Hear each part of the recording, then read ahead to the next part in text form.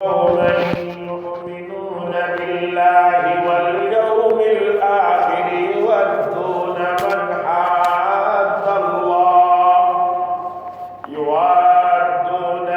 حاد الله ورسوله ولو كانوا آباءهم أو أبناءهم أو إخوانهم أو عشيرتهم أولئك كتب في قلوبهم الإيمان وأيدهم بروح منه ويدخلهم جنات تجري من تحتها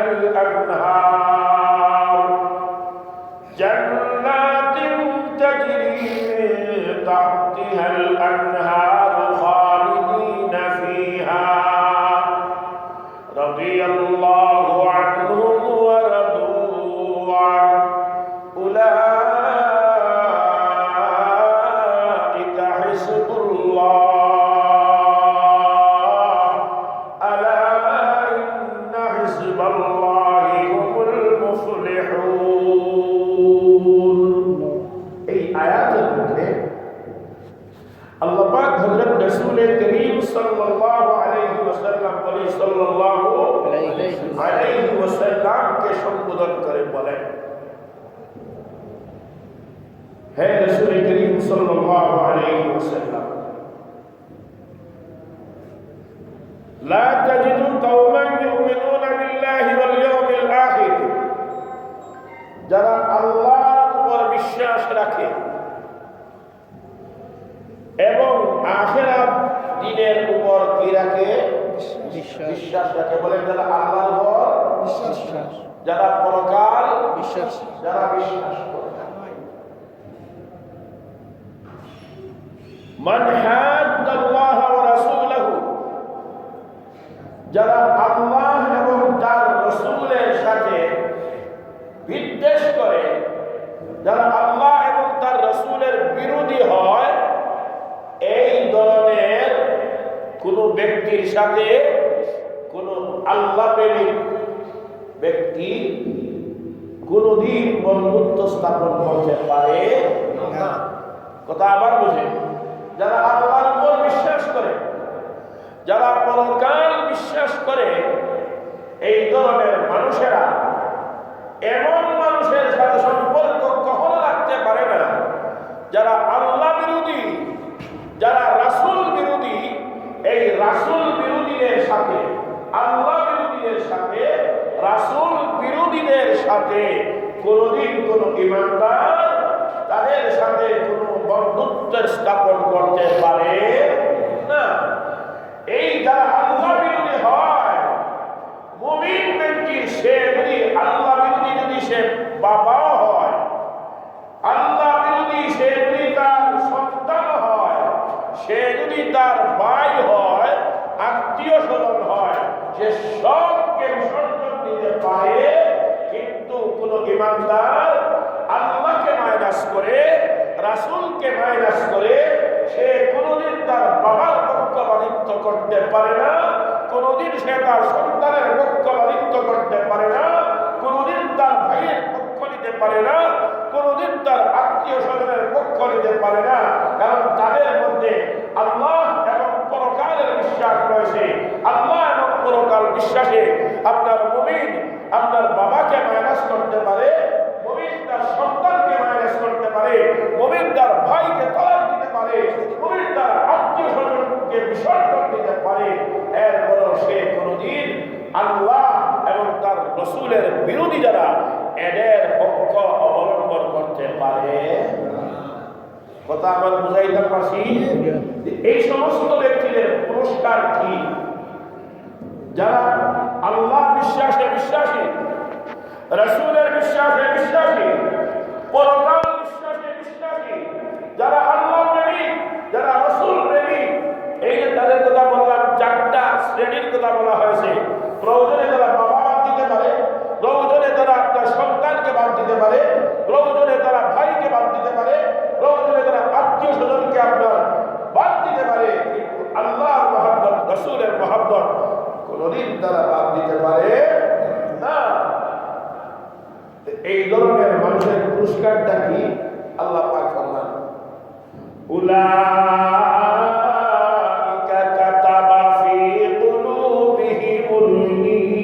ঈমান। সুবহানাল্লাহ। এই সমস্ত ব্যক্তিদের অন্তরে মহান আল্লাহ ঈমান লিখে দিয়েছেন। এমন ব্যক্তিদের অন্তরে আল্লাহ ঈমান লিখে দিয়েছেন, অর্থাৎ ঈমান সংরক্ষণ করে রাখছেন। এরা কোনোদিন আর পিছপা হবে না, এরা ঈমান থেকে আর কোনোদিন নড়বড় হবে না। একটা ওয়াইয়াদাহুম বিরূহিন মিনহু, এই সমস্ত ঈমানদার হলো এবার এদেরকে মহান আল্লাহ জিবরিল আলাইহিস সালাতু ওয়াস সালামের মাধ্যমে শক্তিশালী করেছেন। এই সমস্ত মানুষ হলো এবার যাদেরকে মহান আল্লাহ তার অনুগ্রহ দ্বারা শক্তিমান বানিয়ে দিয়েছেন। এই সমস্ত মানুষ হলো তারা যাদেরকে আল্লাহ কোরআনের নূর দ্বারা শক্তিশালী বানিয়ে দিয়েছেন। ويدخلهم جنات تجري من تحتها الأنهار, এবং ঈমানদারদেরকে মহান আল্লাহ বলেন আমি তাদেরকে জান্নাতুল ফেরদাউসে প্রবেশ করাইব। যেই জান্নাতের তল দেশ থেকে নহর প্রবাহমান থাকবে। ويدخلهم جنات تجري من تحتها الأنهار خالدين فيها, এবং মুমিনগণ ওই জান্নাতে চিরদিন তারা থাকতে পারবে। উলাইকা হিজবুল্লাহ, এর আগের অংশ রাদিয়াল্লাহু আনহুম ওয়া রাদু আন, এই ঈমানদার তারা এমন রাদিয়াল্লাহু আনহুম, ঈমানদারেরা ঈমানের পরীক্ষায় এমন ভাবে উত্তীর্ণ হয়েছে মহান আল্লাহ তাদের উপর সন্তুষ্ট হয়ে গেছে। আর আল্লাহ প্রদত্ত নিয়ামত লাভের পরেও তারাও আল্লাহর উপর, অর্থাৎ মুমিনরাও আল্লাহর উপর সন্তুষ্ট হয়ে গেছে। সুবহানাল্লাহ। উলাইকা হিজবুল্লাহ, এরাই হলো আল্লাহর বাহিনী, আল্লাহর দল। ঈমানদার কার দল? বলেন কার দল? উলাইকা হিজবুল্লাহ, আলা ইন্না হিজবাল্লাহি হুমুল মুফলিহুন। ও দুনিয়ার মানুষেরা শুনিয়া রাখো, ও দুনিয়ার মানুষেরা জানিয়া রাখো, বুঝিয়া রাখো, ইন্না হিজবাল্লাহ, যারা আল্লাহর দলের লোক হয়, কার দলের লোক হয়? বলেন কার দলের? আলা ইন্না হিজবাল্লাহি হুমুল মুফলিহুন, এরাই সফল হয়। যারা আল্লাহর দলের লোক এরা কি হয়? বলেন কি হয়? সফল হয়। মোটামুটি বাংলা অনুবাদ মাত্র করলাম এই আয়াত। ভূমিকায় রয়েছে কিন্তু এখনো সময় কমে যাচ্ছে। খুলাসাতুল কালাম, আলোচনার নির্যাস কথা হলো এই যে আল্লাহ এবং তার রাসূলের প্রশ্নে কোন মুমিন কারো সাথে কম্প্রোমাইজ করতে পারে না। আল্লাহ এবং তার রাসূলের শানের খেলাফ হবে। আপনি এমন একটা কথা বলবেন যেই কথাটা আল্লাহর বিরুদ্ধে যায়, যেই বক্তব্য রাসূলের বিরুদ্ধে যায়, আর আমি মেনে নিব, এমনটা কঠিন কালেও মেনে নেওয়া যায় না। কারণ আমি ঈমানদার। আমরা কি এরা বলে? আমরা কি? আমরা মুনাফিক না মুমিন? কাফির না মুমিন? তাহলে আমরা আল্লাহ এবং তার রাসূলের প্রশ্নে, আল্লাহ এবং রাসূলের শানে বেয়াদবি হবে, আর আপনি আমি ঘরের মধ্যে ছুরি দিয়া বসে থাকবো, এমনটা কোন মুমিনের আলামত হতে পারে না। শোনেন, এই প্রসঙ্গে একটা হাদিস বলি। قال النبي صلى الله عليه وسلم أرحم أمتي بأمتي أبو بكر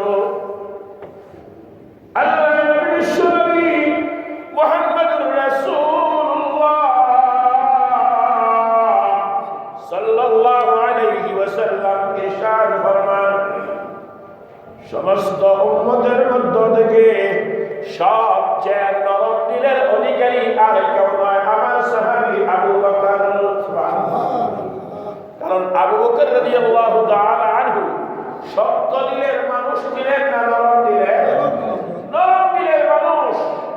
ওই আবু বকর রাদিয়াল্লাহু তাআলা আনহুর শানে আমি আজকে যে আয়াতগুলো তেলাওয়াত করেছি তার শানে আয়াত নাযিল হয়েছে। লক্ষ্য করবেন, সামনের কথা বুঝলে আপনারা বুঝতে পারবেন আবু বকর নরম দিলের হওয়া সত্ত্বেও তিনি কেমন আচরণ করেছেন বাতিলের মোকাবেলায়, এটা আমাদেরকে শিক্ষা গ্রহণ করতে। এই যে আয়াতের তর্জমা আপনাদের সামনে করলাম, সূরা মুজাদালা, বলেন কোন সূরা?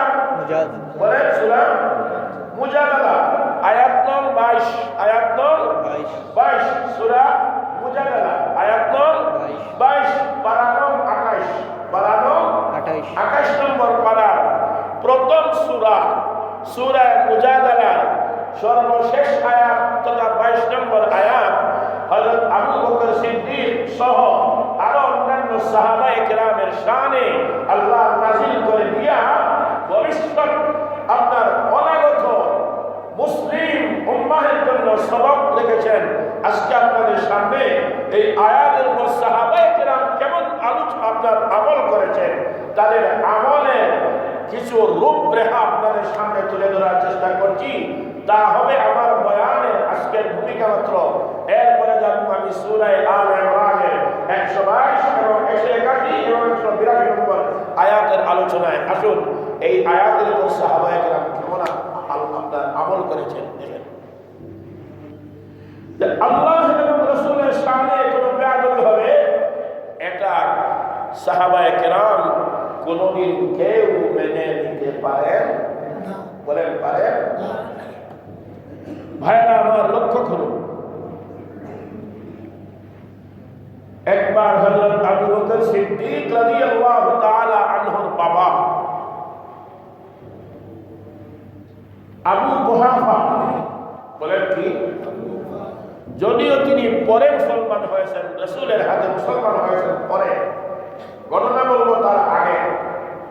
হযরত আবু বকর সিদ্দিক রাদিয়াল্লাহু আনহু সাহাবায়ে কেরামের মধ্যে একমাত্র ব্যক্তি ছিলেন তিনি এমন যে তার 4 সিঁড়ি রাসূলের হাতে আপনার মুসলমান হয়ে সাহাবিয়তের মর্যাদা লাভ করেছেন। 4 সিঁড়ি মুসলমান। বলেন কয় সিঁড়ি মুসলমান? হযরত আবু বকর ছাড়া আর কোন সাহাবীর এমন খাসিয়ত নাই। 4 সিঁড়ি কেমনে? আবু বকর রাদিয়াল্লাহু তাআলা ফুল মুসলমান, ওনার বাবা আবু কুহাফা তিনিও মুসলমান। ও কয় সিঁড়ি? 2 সিঁড়ি। আবু বকর রাদিয়াল্লাহু আনহু ছেলে আব্দুর রহমান মুসলমান। কয় সিঁড়ি? হযরত আবু বকর রাদিয়াল্লাহু তাআলা আনহুর মেয়ে আসমা, আসমা রাদিয়াল্লাহু তাআলা আনহার ছেলে আব্দুর রহমান তিনিও মুসলমান। কয় সিঁড়ি? 6 সিঁড়ি। আসুন হযরত আবু বকর রাদিয়াল্লাহু তাআলা আনহু বাবা আবু কুহাফা তখন তিনি কি হন নাই? মুসলমান হন নাই। একদিন আল্লাহর নবী মুহাম্মদুর রাসূলুল্লাহ সাল্লাল্লাহু আলাইহি ওয়াসাল্লামের শানে এমন কিছু মন্তব্য করা আরম্ভ করলেন। আবু বকরের সামনে রাসূল আরবি সাল্লাল্লাহু আলাইহি ওয়াসাল্লামের শানের খিলাফ এমন কিছু কটূক্তি করা আরম্ভ করলেন যে আবু বকর সবচেয়ে নরম দিলওয়ালা মানুষ, এই বাবার কটূক্তি আল্লাহর রাসূলের বিরুদ্ধে তার সামনে হবে।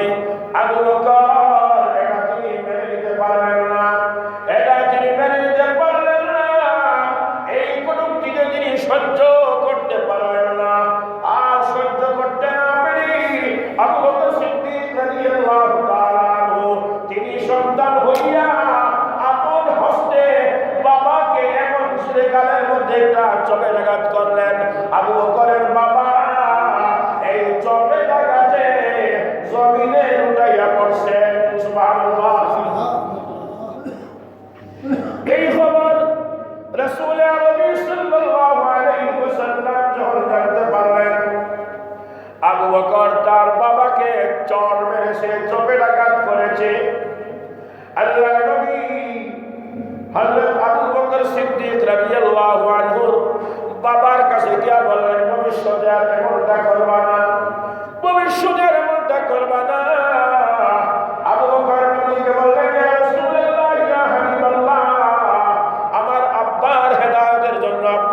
করুন, আমার আব্বাকে অপশন দেওয়া হবে, হয় তওবা করবে, আর না হয় আমার জন্য আমি শিরুচ্ছের সিদ্ধান্ত নিয়েছি।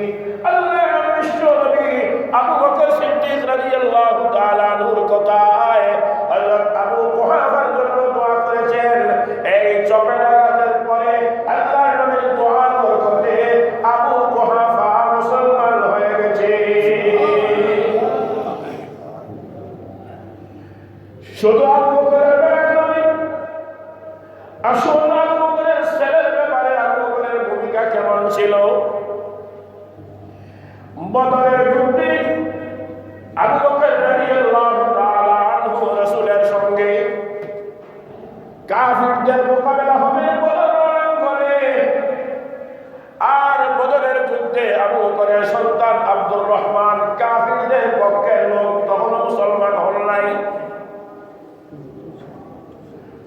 আমার লক্ষ্য করুন, বদরের যুদ্ধের পরে হযরত আবু বকর রাদিয়াল্লাহু আনহুকে সম্বোধন করে সন্তান আব্দুর রহমান বললেন, ও আমার প্রাণের পিতা, বদরের ময়দানে আপনাকে আমি আমার অনুকূলে পেয়েছিলাম,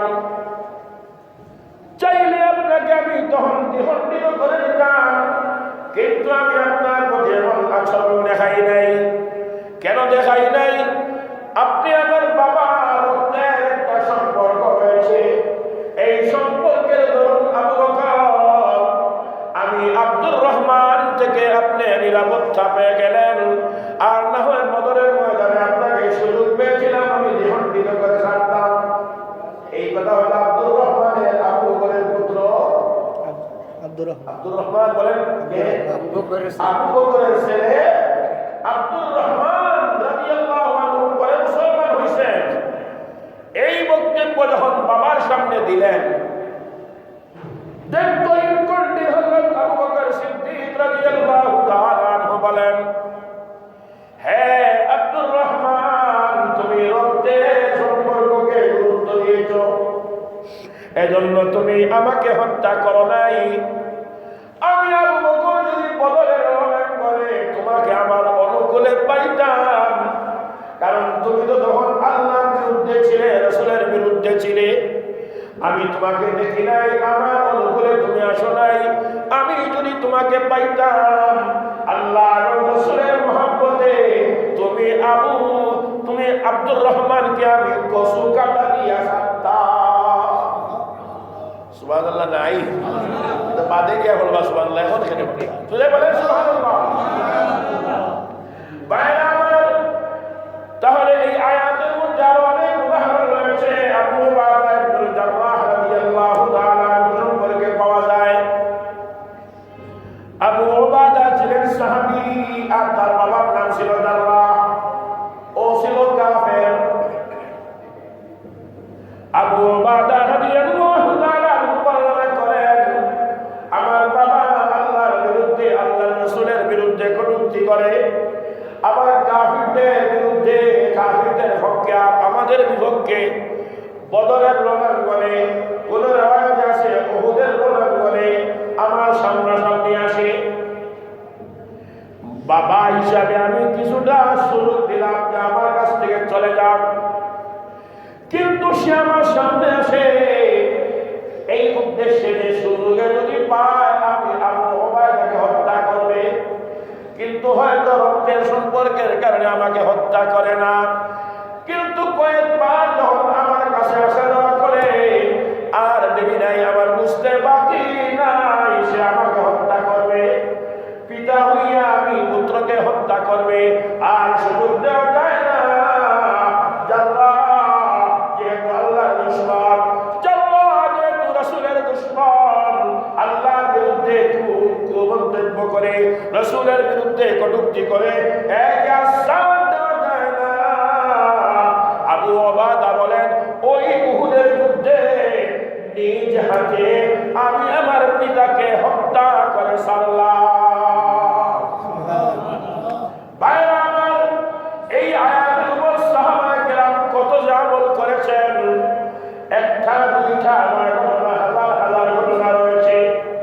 এই কথার থেকে আমাদের কি মেসেজ নিষেধ রয়েছে। এই কথা থেকে আমাদের কি শিক্ষণীয় রয়েছে? আমরা তো অনেক সময় গলা ফাটা দিয়া বলি আমরা সাহাবীদের উত্তরসূরি, আমরা রাসূলের উত্তরসূরি, তাবেঈনের উত্তরসূরি, আমরা শুধু গলা ফাটা দেই। কিন্তু আমাদের সামনে এই বাংলার জমিনে এমন কিছু আপনার নামদারি মুনাফিক, মুসলমান নামদারি মুনাফিক রয়েছে যারা আল্লাহর শানে বেয়াদবি করে, রাসূলের শানে বেয়াদবি করে, আল্লাহ নিয়ে কটূক্তি করে, রাসূল নিয়ে কটূক্তি করে।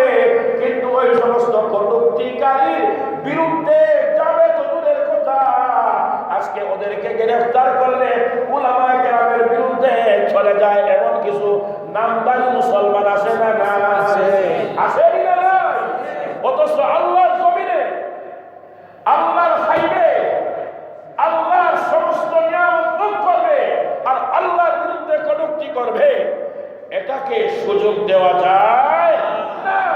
কিন্তু দেখা যায়, আপনারা শুনেছেন গত জুমায় আমাদের খতিব সাহেব হুজুর, আল্লাহ হযরতকে দীর্ঘ নেক হায়াত দান করো, আমিন। আমিন। আর জোরে বলেন আমিন। এই খতিব সাহেব হুজুর যে হুঙ্কার দিয়েছেন এই বাউল আমল সরকারের বিরুদ্ধে, এই হুঙ্কার অব্যাহত রাখতে হবে। আল্লাহর বিরুদ্ধে মন্তব্য, রাসূলের বিরুদ্ধে মন্তব্য, এটা মেনে নেওয়া যায় না, সহ্য করা যায় না। ঠিক কি না? আমাদের বাংলাদেশের মধ্যে কিছু কিছু মানুষ আছে এমন নামে মুসলমান, খামে হাবিল বেঈমান। এত গর্জন দিয়ে আপনি ওয়াজ করার দরকার কি? আরে ভাই, তুমি যদি সাহাবায়ে কেরামের উত্তরসূরি দাবিদার হয়ে থাকো, সাহাবায়ে কেরাম যে আয়াতের উপর আমল করে জগৎবাসীকে দেখাইয়া দিয়েছেন যে কাফিরদের বিরুদ্ধে, মুনাফিকদের বিরুদ্ধে সোচ্চার হতে হবে, এদের ব্যাপারে কোনো স্থল নাই, স্থল দেওয়া যাবে না। ও যদি আমার বাবা হয়, ও যদি আমার ভাই হয়, ও যদি আমার আত্মীয় স্বজন হয়, সন্তান হয়, কসু কাটা দেওয়া ছাড়া বিকল্প কোনো পথ নাই। কথা বলে ঠিক কিনা? মুহতারাম হাজিরিন কেরাম, এবার আসুন আমার মূল আয়াতে চলে আসি, সূরা আলে ইমরানে। এই আয়াতে কেমনে যাব সাহস করতে পারছি না। আপনাদেরকে একটু জজবা তৈরির জন্য আরেকটা বিষয় উল্লেখ করতে চাই। এই বাউল আবুল সরকার বলেছে যে আল্লাহ তো আমাদের এখানে সবসময় আয় না, আজকে আইছিল সেইটা খাওয়াই। আরো জোরে বলবা না? আরো জোরে বলবা না?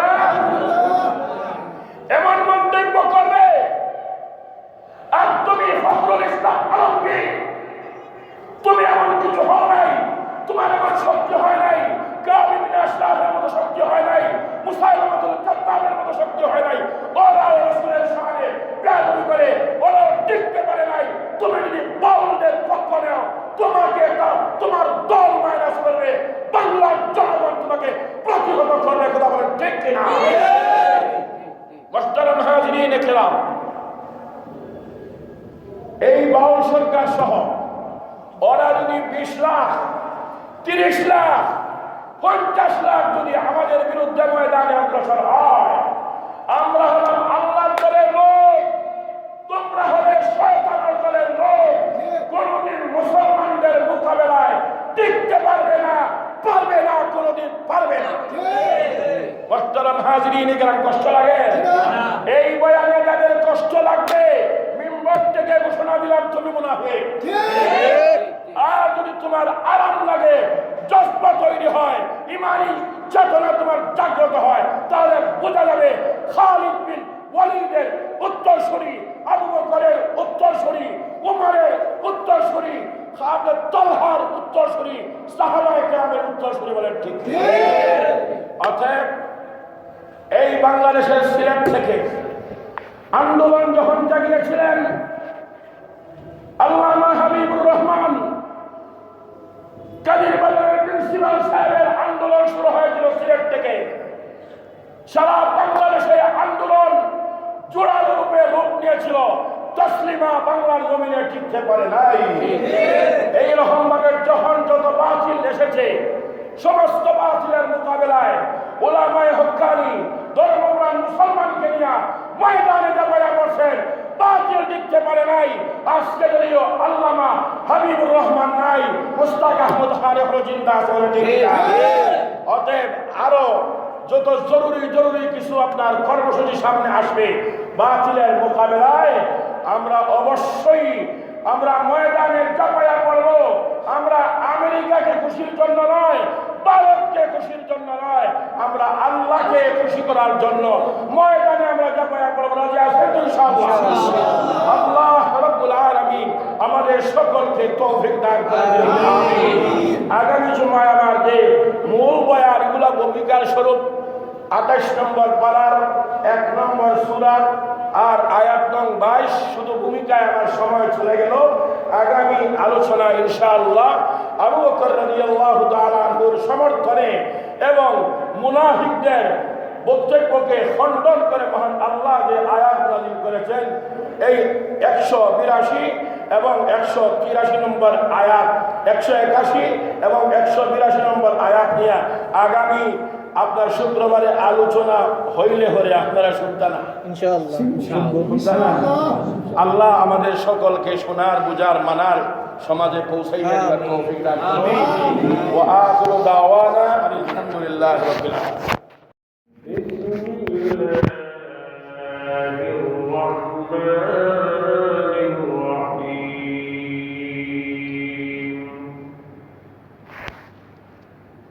لقد سمع الله قول الذين قالوا إن الله فقير ونحن أغنياء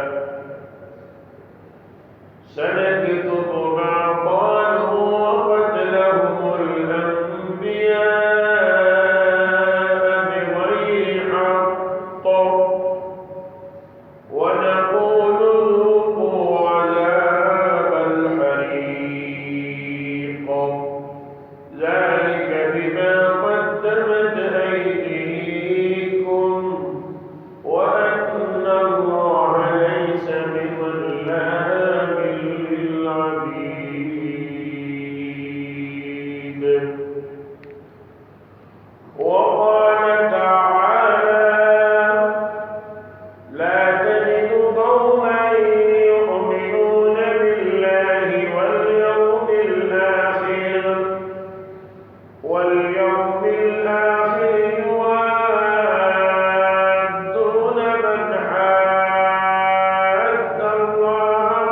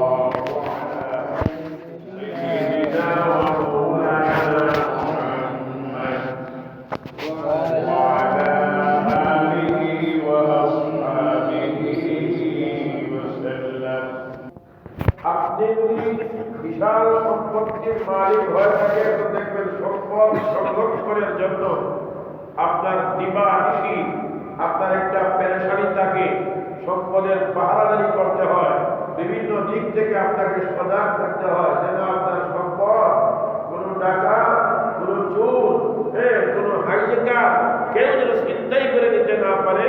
আপনার সম্পদের জন্য আপনার পেরেশানিটাকে পাহারাদার নিযুক্ত করতে হয় যেন আমার সম্পদ আমার হাত ছাড়া না হয়। কথা বলেন ঠিক না? দুনিয়াতে যার কাছে যে জিনিস আপনার যত দামি হয় তার হেফাজতের জন্য তার চিন্তা তত বেশি হয় না কম হয়? কি হয়? দুনিয়াতে আল্লাহ রাব্বুল আলামিন আমাদের যত নিয়ামত দানে ধন্য করেছেন অস্বীকার করার মতো সাহস কারো নাই। সমস্ত নিয়ামতের মধ্য থেকে সবচেয়ে দামি নিয়ামত, সবচেয়ে গুরুত্বপূর্ণ নিয়ামত এমন নিয়ামত যে আল্লাহ রাব্বুল আলামিন আমাদের সকলকে দৌলতে ঈমান দান করেছেন। এই ঈমানের মতো দামি নিয়ামত আর কোন নিয়ামত হতে পারে?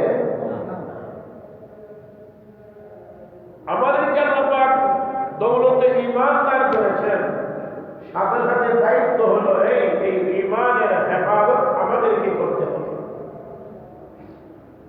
স্বর্ণের মালিক হলে আপনি এটাকে আপনার বাসায় বা আপনি ব্যাংকে যেভাবে হোক আপনি সংরক্ষণ করে রাখেন যেন আপনার সম্পদটা চুরি না হয়, যেন আপনার সম্পদটা আপনার হাত ছাড়া না হয়। এই জন্য আপনি দুনিয়ার যত সম্পদের কথা বলেন আপনি এগুলা সংরক্ষণের জন্য আপনি সচেষ্ট থাকেন। কথা বলেন ঠিক? কিন্তু সমস্ত নিয়ামতের মধ্য থেকে সবচেয়ে বড় নিয়ামত হলো দৌলতে ঈমান। বলেন দৌলতে ঈমান। এই ঈমান সংরক্ষণ করার দায়িত্ব আল্লাহ আমাদেরকে দিয়েছে যে আমার ঈমান যদি আমি সংরক্ষণ না করি এর জন্য দুনিয়ার কেউ দায়ী নয়। আমি আমার জন্য ক্ষতির দিক বেছে নিলাম, অতএব আমি আমার জন্য নিজে দায়ী। কথা ঠিক না? এই জন্য ঈমানের হেফাজতের জন্য আমাদেরকে ঘুমে থাকলে হবে না সজাগ থাকতে হবে? কি থাকতে হবে? সজাগ থাকতে হবে। ঈমানের প্রশ্নে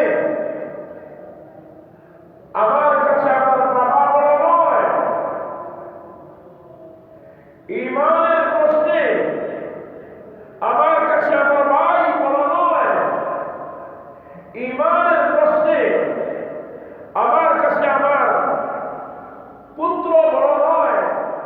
ঈমানের প্রশ্নে আমার কাছে আমার আত্মীয় স্বজন বড় নয়। ঈমানের প্রশ্নে আমার কাছে আমার নেতা বড় নয়। ঈমানের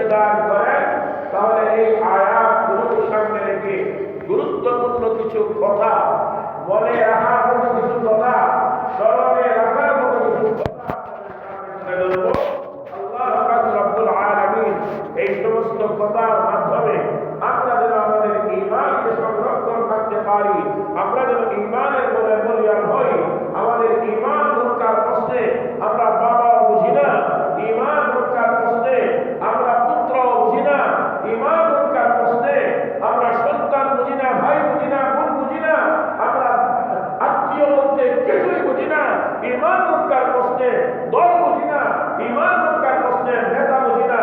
আমরা আমাদের ইমানের জন্য প্রয়োজন হয় দুনিয়ার সব কিছুকে বিসর্জন দিতে পারি, ইমানকে বিসর্জন দেওয়া যায় না। তাই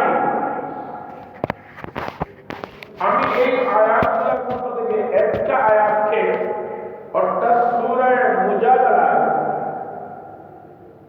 যে 22 নম্বর আয়াত তথা সর্বশেষ আয়াত, এই আয়াতকে আমি ভূমিকা হিসাবে আপনাদের সামনে আয়াত বর্ণবাণী পেশ করার চেষ্টা করব। এরপরে সূরা আলে ইমরানের আয়াতকে আজকের আলোচনার মূল আয়াত হিসাবে পেশ করে আমার সংক্ষিপ্ত কথা শেষ করব। আল্লাহ পাক যেন কিছু কথা, জরুরি কথা আমাদের সকলকে বুঝবার, বুঝাইবার, শুনবার, মানবার, সমাজের কাছে